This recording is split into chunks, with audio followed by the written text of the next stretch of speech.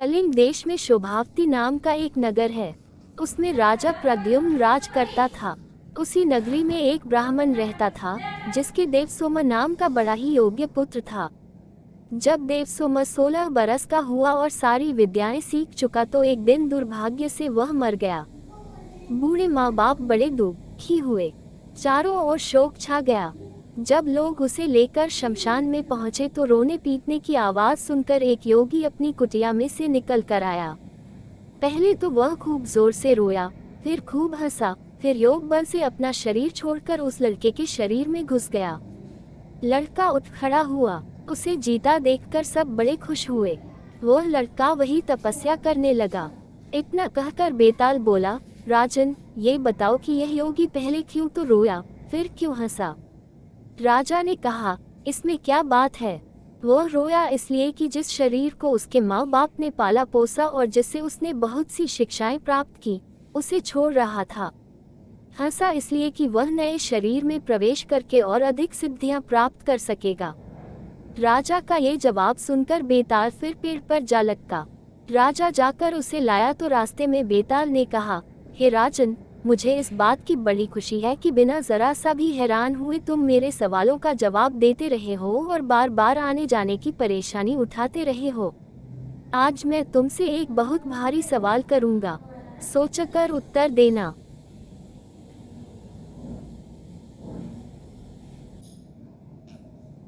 किसी नगर में मांडलिक नाम का राजा राज करता था। उसकी पत्नी का नाम चंद्रवती था। वह माल देश के राजा की लड़की थी। उसके लावण्यवती नाम की एक कन्या थी। जब वह विवाह के योग्य हुई तो राजा के भाई बंधुओं ने उसका राज्य छीन लिया और उसे देश निकाला दे दिया। राजा रानी और कन्या को साथ लेकर माल देश को चल दिया। रात को वे एक वन में ठहरे। पहले दिन चलकर भीलों की नगरी में पहुंचे। राजा ने रानी और बेटी से कहा कि तुम लोग वन में छिप जाओ, नहीं तो भील तुम्हें परेशान करेंगे। वे दोनों वन में चली गईं। इसके बाद भीलों ने राजा पर हमला किया। राजा ने मुकाबला किया, पर अंत में वह मारा गया। भील चले गए। उसके जाने पर रानी और बेटी जंगल से निकलकर आईं और राजा को मरा देखकर बड़ी दुखी हुई। वे दोनों शोक करती हुई एक तालाब के किनारे पहुंची। उसी समय वहां चंद्रसेन नाम का साहूकार अपने लड़के के साथ घोड़े पर चढ़कर शिकार खेलने के लिए उधर आया। दो स्त्रियों के पैरों के निशान देखकर साहूकार अपने बेटे से बोला, अगर ये स्त्रियां मिल जो तो जाए, जिससे चाहो विवाह कर लेना। लड़के ने कहा, छोटे पैर वाली छोटी उम्र की होगी, उससे मैं विवाह कर लूंगा। आप बड़ी से कर लें। साहूकार विवाह नहीं करना चाहता था, पर बेटे के बहुत कहने पर राजी हो गया। थोड़ा आगे बढ़ते ही उन्हें दोनों स्त्रियां दिखाई दी।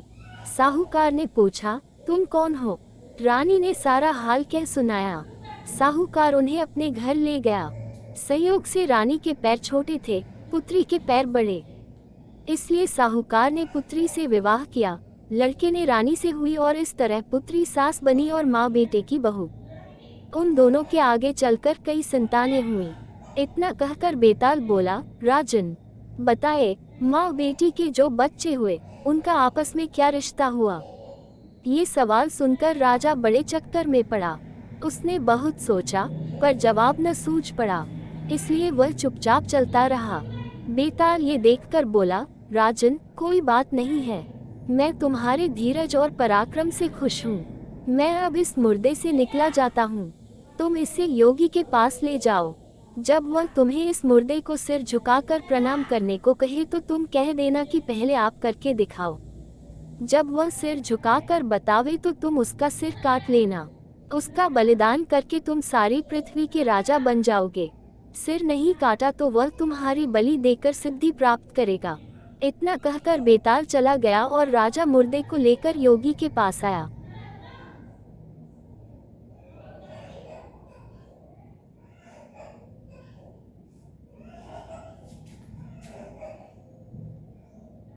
राजा मुर्दे को लेकर योगी के पास आया।